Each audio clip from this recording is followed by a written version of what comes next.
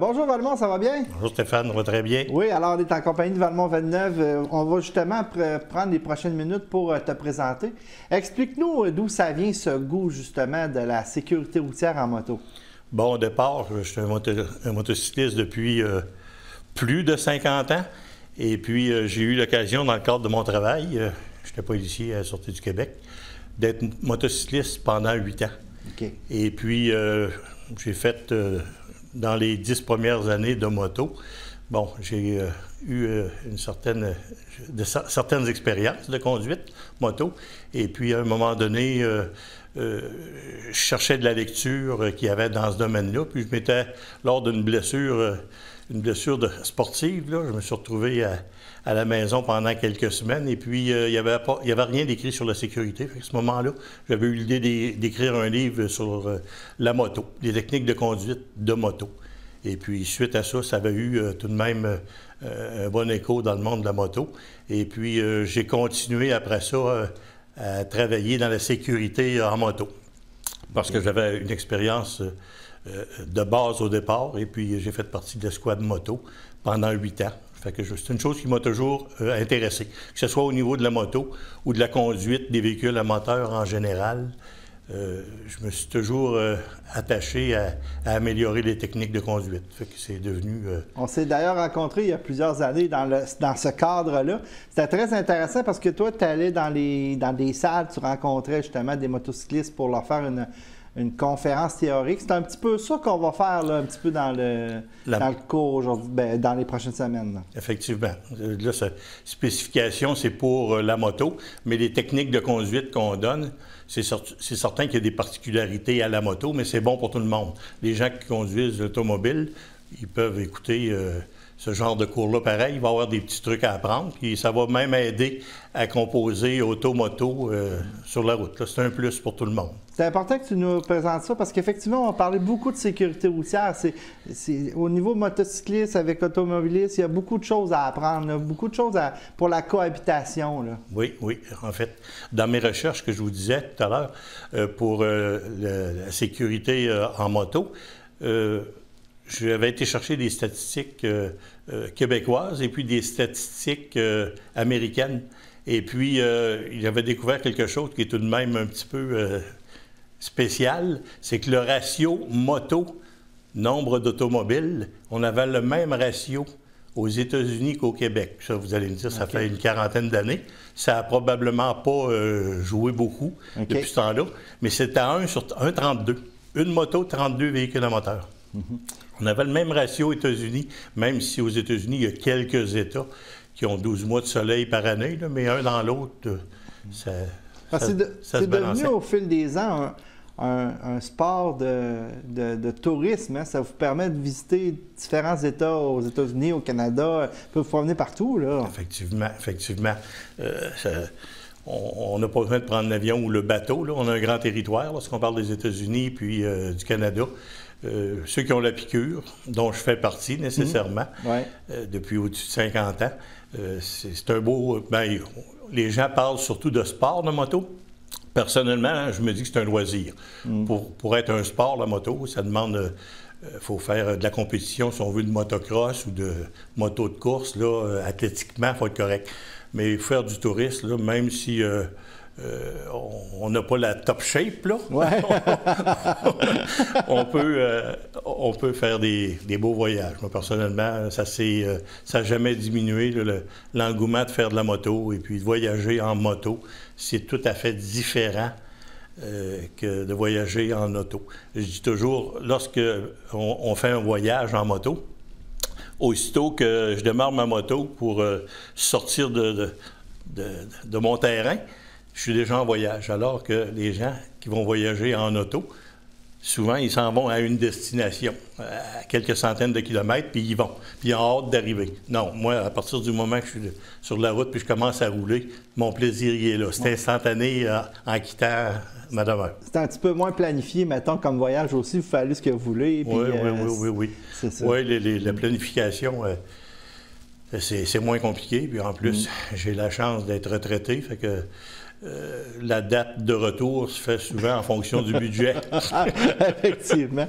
Valmont, j'aimerais que tu nous expliques un peu comment ça fonctionne un petit peu. Toi, est-ce que c'est des cours que tu donnes en moto? Est-ce que c'est des ateliers? Comment ça fonctionne avec les groupes aujourd'hui? Bon, moi, j'ai été, par la force des choses, là, on me nommait souvent directeur de la sécurité au niveau des associations ou des clubs de moto que je faisais partie. Et puis à ce moment-là, bien, on avait un recyclage printanier comme on va faire aujourd'hui.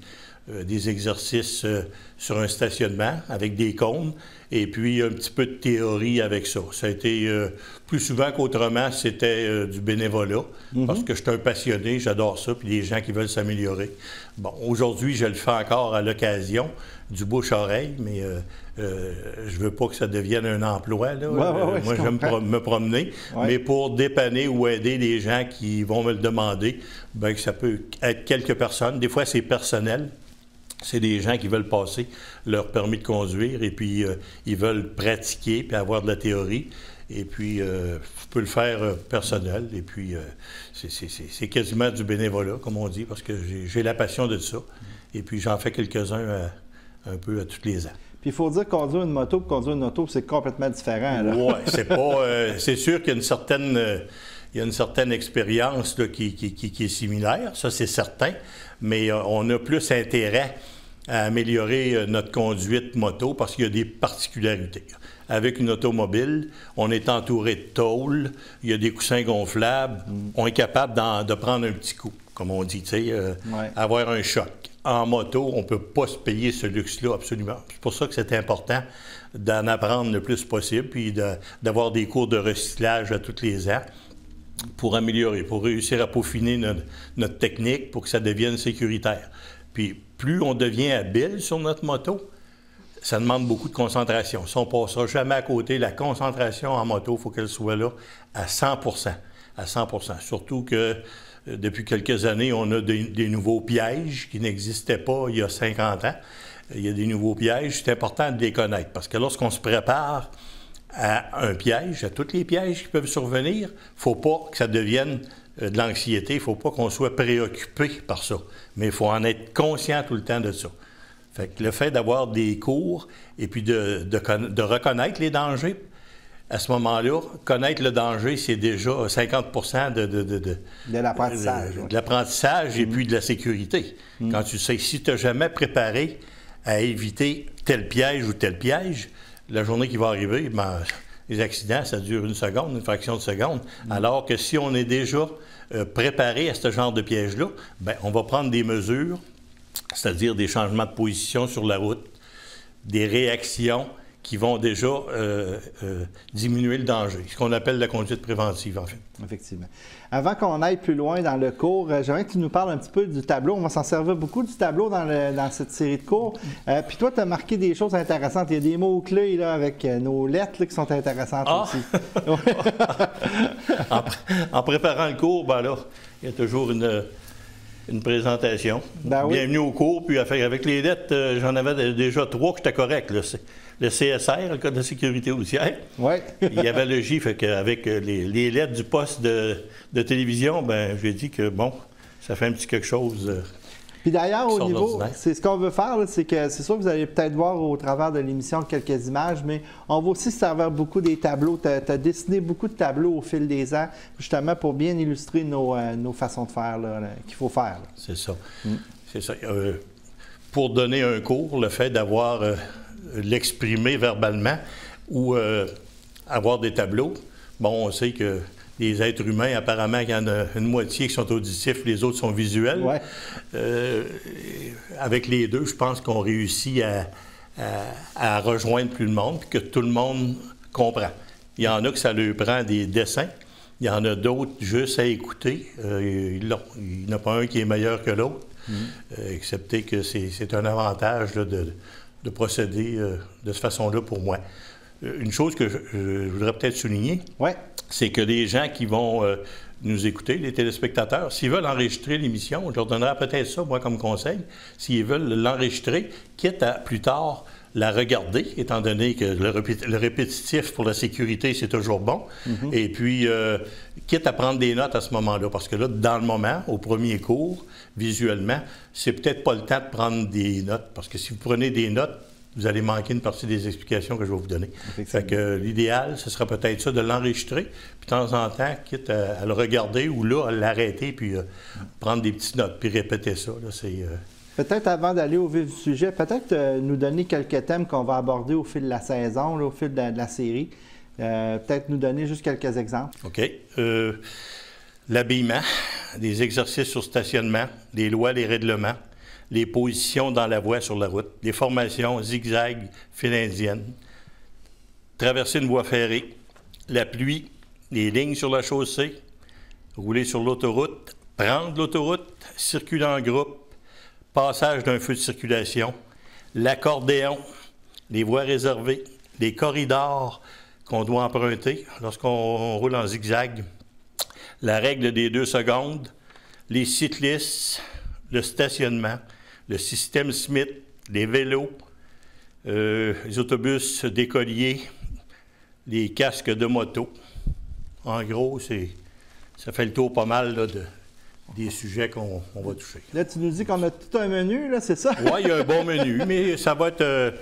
je vais faire ça assez court, mais il faut que ce soit tout de même assez précis. Oui. Assez précis, le mieux possible. Et puis, il y a tous ces sujets-là. Ce pas tous des sujets qui sont longs, mais il y a du stock, comme on dit. Ordinairement, là, par expérience, pour les cours que vous me parliez tout à l'heure que j'avais donnés, à un moment donné, j'avais eu une commandite de la SAC pour donner ces cours-là. Et puis, au niveau des cours de moto, ça arrivait des fois qu'il y a un couple qui se présentait, puis le monsieur faisait 25 ans qu'il faisait de la moto, puis sa conjointe, elle a commencé, elle avait 1 an ou 2, puis probablement que le monsieur, il était venu plus pour la madame, mais après le cours, il disait « J'aurais pas pensé prendre tant de petits trucs. » Moi, je le savais, là, qu'il en parlerait à un moment donné, mais c'était ça. Puis c'était bien apprécié, peu importe l'expérience que les gens ont.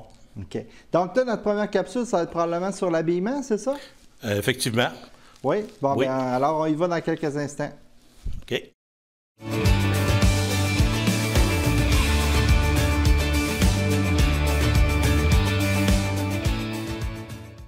Alors, Valmont, dans l'habillement, est-ce qu'il y a des normes, est-ce qu'il y a des choses qu'on doit respecter pour s'habiller en moto, dans le fond? Non, pas. Les 2 seules choses qui sont obligatoires en moto, et à venir jusqu'à l'année dernière, il y en avait juste un équipement qui était obligatoire, c'était le casque. Okay. Maintenant, depuis l'année passée, on a obligé les gens à porter des lunettes. OK. OK. Il y a 2-3 ans, à un moment donné, le Code de la sécurité routière, ils ont fait une genre de consultation au public, nécessairement depuis le temps que je faisais de la moto. Et puis, la personne qui était en charge de ça était professeur dans un cégep en sécurité routière, ce que moi j'ai fait dans un autre cégep, et puis je le connaissais, que j'y avais soumis un mémoire nécessairement. Et puis, j'avais parlé justement des lunettes, que c'était essentiel. Puis j'avais donné comme comparaison qu'aux États-Unis, les lunettes, ça les prend dans tous les États. Par contre, le casque, il y a la moitié des États où c'est pas obligatoire. Fait qu'ils l'avaient accepté à ce moment-là, puis ils l'ont inséré dans le Code de la sécurité routière. Okay. Pour ce qui est du reste des vêtements, c'est non. Ce que je vais vous conseiller, bon, nécessairement, si vous avez une veste en cuir, des gants en cuir, des pantalons longs, des bottes de moto, ça serait l'idéal. C'est ce qui est le plus sécuritaire. On s'éloigne le plus possible des shorts et puis des gougounes, comme on dit. C'est pas l'idéal, là, parce que la peau, ça use très vite là, lorsqu'on frotte ça sur la chaussée. Fait que l'idéal, c'est d'avoir un équipement qui est sécuritaire. C'est sûr qu'au Québec, la température joue beaucoup, là. On a quelques jours d'été où c'est très, très chaud, mais on y va avec un minimum. Personnellement, aujourd'hui, c'est sûr que s'il fait très chaud, je ne porterai pas ma veste de cuir, mais les manches longues, en plus, ça protège du soleil. Les pantalons longs, moi, j'ai toujours eu des petits gants, là, que c'est juste les gants, le bout des doigts n'est pas protégé, là, mais en tout cas, j'ai toujours ça. Il faut mettre un minimum. Plus on en a, parce que, bon, on ne sait pas quand est-ce qu'on va faire un accident ou une chute. Fait que plus on est protégé, mieux que c'est. C'est un plus. Là, j'ai plusieurs questions. Là. Pour ce qui est du casque comme tel, souvent on le voit avec une visière full face. Dans ce temps-là, est-ce qu'on a besoin des lunettes quand même? Ou... Non, avec un full face, tu as la visière, tu n'as pas besoin des lunettes. OK. Par contre, là, si vous dites j'ai un windshield là, moi, en avant, ça compte pas. Ça, parce que ça serait trop compliqué. La grandeur, la grosseur, la distance, ça prend des lunettes. Ou si vous avez une visière avec votre casque, c'est accepté. Ça prend toujours les lunettes. Ici, on fait une exception au Québec. Dans une zone de 50 km ou moins, c'est possible que tu n'aies pas tes lunettes. OK. Tu as le droit. OK. Bon. Mais aussitôt que... C'est rare. Mais aussitôt que vous êtes dans une zone de plus de 50 km, ce qui arrive dans une ville, un exemple à Québec, tu as le boulevard Amel, il y a 70 km des bouts, fait que ça les prend tout le temps. L'idéal, c'est de les porter tout le temps. En gros, c'est ça. Est-ce que ça a été un ajustement difficile pour les motocyclistes, la plupart? Est-ce que... Ah non. Non, c'est ça? Non, parce que je vais vous dire que c'est rare qu'on rencontre un motocycliste qui n'a pas de lunettes. Oui, c'est ça. Puis si on le voit, personnellement, si j'en vois un qui n'a pas de lunettes, là, il vient emprunter la moto de son chum là, chez eux, puis il est parti faire un petit tour parce que les moustiques sont bien nourris au Québec. Oui, c'est ça. Oh, oui, puis c'est pas long que tu apprends. Dans la même journée, tu vas l'apprendre que ça prend des lunettes. Effectivement. Oui, c'est rare qu'on n'en mange pas une. Là. Au Québec, on a intérêt, surtout si on a une moto qui n'est pas équipée de windshield, on a intérêt à rouler la bouche fermée parce que... Puis aussi, au fil de l'année, il doit y avoir une grande journée qu'on est sans manteau aussi, j'imagine, hein, parce que ça reste quand même froid, ça. Oui, oui. Même les belles journées d'été, il y a des fois, c'est surprenant. Ouais, hein? C'est chaud lorsque tu t'immobilises. Tu vas arrêter un restaurant ou prendre de l'essence. Il fait très chaud, mais lorsque tu roules, ça prend des fois juste une petite toile, là, quelque chose qui va couper le vent. Mais ça, vous l'apprenez au fur et à mesure de l'expérience ou des voyages que vous allez faire. Si vous avez froid un voyage, là, la fois d'après, vous allez vous en souvenir que vous avez gelé, puis c'est pas un problème comme tel. Mais c'est surtout les journées qui sont chaudes qu'il faut faire attention de ne pas trop en enlever. Une autre conception, je ne sais pas si elle est vraie ou pas, mais on m'a déjà dit que ça prenait des pantalons longs à cause du moteur, des fois, qui chauffe. Ça peut être... C'est-tu vrai, ça? Oui, effectivement, effectivement. Oui. Lorsqu'il fait très chaud puis tu es en short, là, ça ne m'arrive plus, mais je me souviens de certains voyages en Floride que j'étais en short, puis effectivement, la chaleur du moteur, là, à un moment donné, pour les cuisses, là, c'est vraiment chaud. Okay. Ouais, une paire de jeans, ça s'endure toujours bien en moto. Oui, hein? Oui. Effectivement. C'est l'idéal. Est-ce qu'il reste d'autres éléments pour l'habillement? Non, pour la tenue vestimentaire, on a pas mal fait le tour. OK. Oui. Est-ce que, justement, on a essayé de faire une espèce de... Dans le fond, on demande aux gens de s'habiller de cette façon-là. Est-ce qu'il y a des affaires qu'on peut faire de plus? Est-ce que, exemple, les gants, est-ce qu'il y a des... pour le cou, des choses comme ça, est-ce qu'il y a des ajouts qu'on peut faire dans l'habillement? Bien, pour la sécurité, plus on a de vêtements, plus on a de couches de vêtements, nécessairement, si vous faites une chute, ça va être plus sécuritaire. Okay. Si vous faites une chute une journée de pluie, déjà, vous allez avoir un costume de pluie par-dessus vos vêtements. Ouais. Puis vous allez tomber sur une chaussée qui est mouillée, elle est lubrifiée. Fait que si, à ce moment-là, c'est juste, vous allez me dire, en plus, le fait qu'il pleut, vous avez plus de chances de chuter, effectivement. Mais à ce moment-là, vous avez une sécurité qui est accrue, là. Vous allez... oui, ça, j'en ai vu... faut voir l'habillement comme une espèce de petite armure, là, justement. Oui, effectivement. Puis, pour rajouter un point à l'habillement, on évite d'avoir des objets rigides. Mettons des stylos. Vous avez des stylos dans une poche, des choses comme ça, là, des petits objets qui seraient rigides. Bon, évitez d'avoir ça. C'est une chose qui peut ça peut vous transpercer. Effectivement, si vous avez une chute en moto, tout est possible. Je reviens rapidement aux gants. Est-ce que vous conseillez d'avoir des gants en moto? Ah, bien, moi, je vais vous dire que j'ai pris l'habitude il y a très, très, très, très longtemps. Parce qu'il reste tout de même que lorsqu'on fait de la moto, en plus d'être une sécurité si on chute, une petite chute, là, tu peux juste l'échapper ta moto, puis tu pars en courant à côté, là, puis tu finis à plat ventre, comme on dit, c'est déjà ça de prix. Mais en plus, les guidons tout de même, on a toujours les mains un petit peu moites. Ouais. Le sébum, là, je pense qu'ils appellent ça, je me souviens plus depuis le temps. Là. Ouais. Ça vient collant. Okay. Fait que c'est plus confortable d'avoir ça. Moi, j'ai pris l'habitude, il y a très longtemps, de porter ça. Et puis, bon, de par le travail que je faisais, j'enlevais pas mes gants toutes les fois, mais j'étais capable d'écrire avec ces petits gants-là. OK. Ouais, c'était pas une carte de Noël. C'est une bonne habitude à prendre. Oui, oui.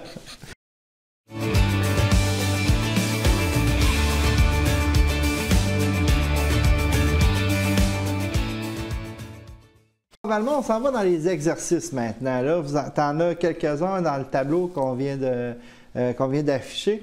C'est des exercices qu'on peut faire dans des stationnements, tout ça. Fait que peut-être nous expliquer rapidement. Effectivement.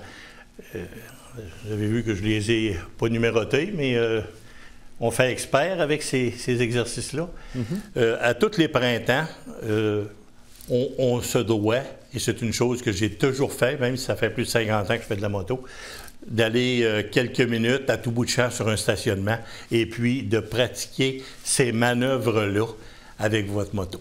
OK. Okay? Le Juste premier pour se remettre à jour, dans le fond. Pour là. se remettre à jour. Et puis, si vous n'en avez jamais fait, les exercices que je vous montre là, si vous n'en avez jamais fait, puis ça fait 10 ans que vous faites de la moto, lancez-vous un petit défi. Okay. Allez-y, puis essayez de les faire. Vous allez dire, oups, j'aurais dû commencer ça avant. Ouais, hein? Oui.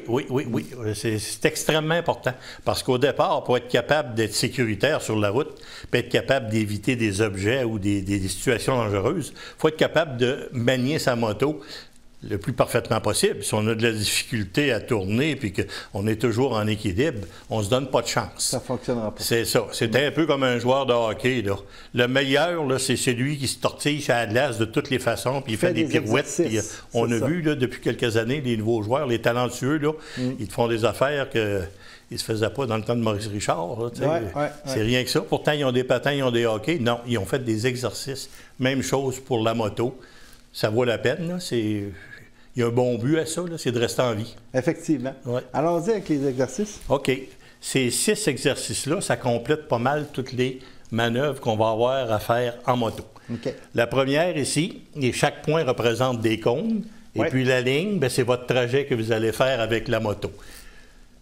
En passant, nécessairement, j'ai des cônes avec la formation que je donne, mais il s'en vend chez Dollarama, là. On sait que c'est pas cher. Ouais. Vous pouvez acheter des petits cônes, puis vous pouvez les mettre. Par contre, si vous allez sur un stationnement, puis vous avez compris le principe de faire ça, vous n'avez pas besoin d'en avoir des cônes. Vous vous imaginez que votre ligne de cône est faite, et puis vous commencez. OK. Parfait. Vous y allez, vous revenez. Vous allez voir, à un moment donné, vous vous apercevez que c'est votre moto qui va jouer un petit peu, là. Qui va jouer un petit peu, et puis votre corps aussi se réchauffe et s'habitue. Au début, vous allez être plus rigide, là, vous allez forcer avec les épaules, mais à force d'en faire, ça va venir, vous allez apercevoir à un moment donné, votre corps s'en va avec la moto, le balancement. Ça ne prend pas de force comme telle pour faire de la moto. Lorsque vous perdez l'équilibre et vous l'échappez, ça en prend de la force. De toute façon, les motos aujourd'hui sont tout de même volumineuses. Fait que même les gros bonhommes, là, comme moi, là, finit quand il va à terre. Il va moins vite, là, mais elle finit toujours par gagner. Elle finit toujours par aller à terre si on perd l'équilibre parce qu'on peut l'échapper régulièrement. Il y a toutes sortes de pièges qu'on va parler plus tard. Okay. Fait que vous faites ça, cet exercice-là. Vous le faites quelques fois et vous le répétez, comme je vous dis, plusieurs fois.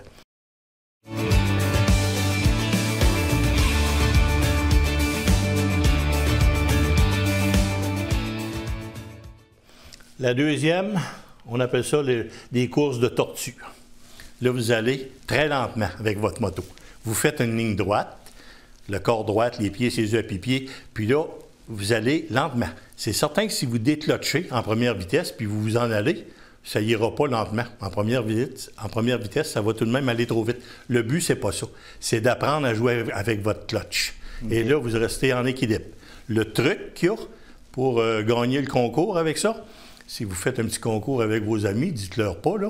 Vous les laissez déclotcher, puis c'est le dernier qui arrive au bout, là. Mais il y en a qui vont faire des tortillages, pas à peu près, là, parce qu'ils vont perdre l'équilibre. C'est de regarder loin. Le truc, c'est de regarder loin.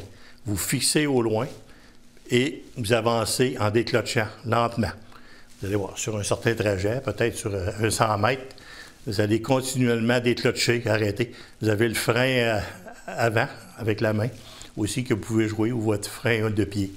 En gros, cet exercice-là se fait. Encore là, c'est le répétitif, le nombre de fois que vous le faites. Je me souviens, lors d'un cours de formation que j'avais fait à Nicolette, il y en avait un, lui, là, on l'agaçait, là. On disait, lui, il s'allume une cigarette, là, en faisant ça, là, tu sais, là, il sort son lighter, puis il se l'allume, puis c'était le roi de la lenteur, là. Il avait une facilité à faire cet exercice-là, là, ça sortait de l'ordinaire.